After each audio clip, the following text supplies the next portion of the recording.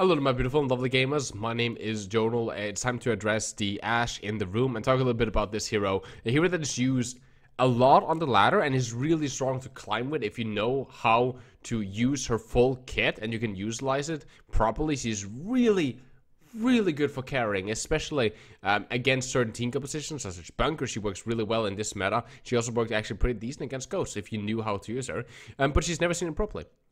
Why is that? Well, let's take a look at that, because on paper it makes some sense. She has a good medium to long range. It's kind of like a merge between McCree and Widow, as most people know. So if you need someone with long range hit scan damage, but also needs to be able to help in a brawl, well, she's a super good pick. She fits exactly that.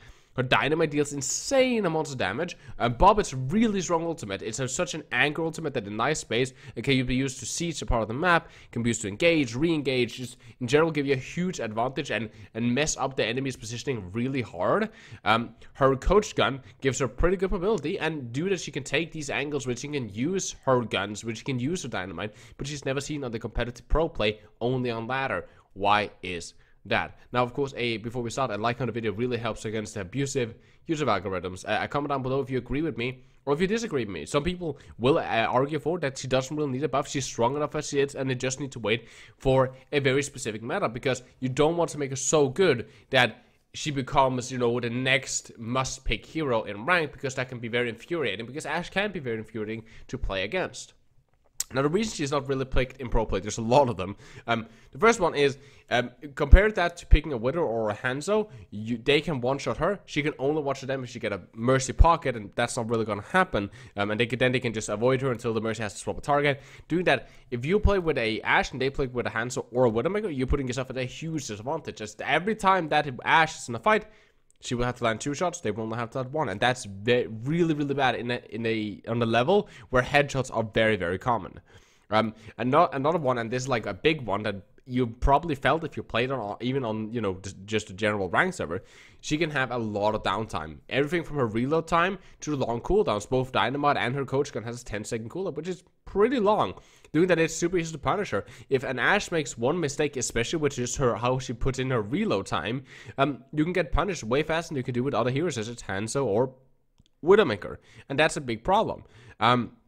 She's easily countered by dive due to her mobility being less than Widowmaker and her burst timing being less than Hanzo. And, well, Bob, which can be a super ultimate, really strong ultimate, is easily slapped. He can be hacked, and he can be just juggled or pushed away or pushed behind cover or something like that. On top of that, you know, he can be very difficult to get precisely where you want. I mean, there are some form of inconsistency compared to other hero ultimates like High Noon, Visor, Riptide, Diva Bomb, Dragon Strike. All those goes where you want them to. Then you need to use them correctly to get value, but they go where you want it. Not Bob. Bob flies, and then there's like this, okay, I need to hit something or I need to get a perfect stop, and then hope that he starts, you know, actually aiming properly.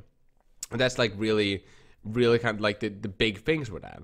Now, I have a couple of fixes I think her. One of them is to give her 2 shots in the coach gun. It also makes sense, as you know, yeah, it's a double barrel shotgun, so it makes sense that she has 2 shots.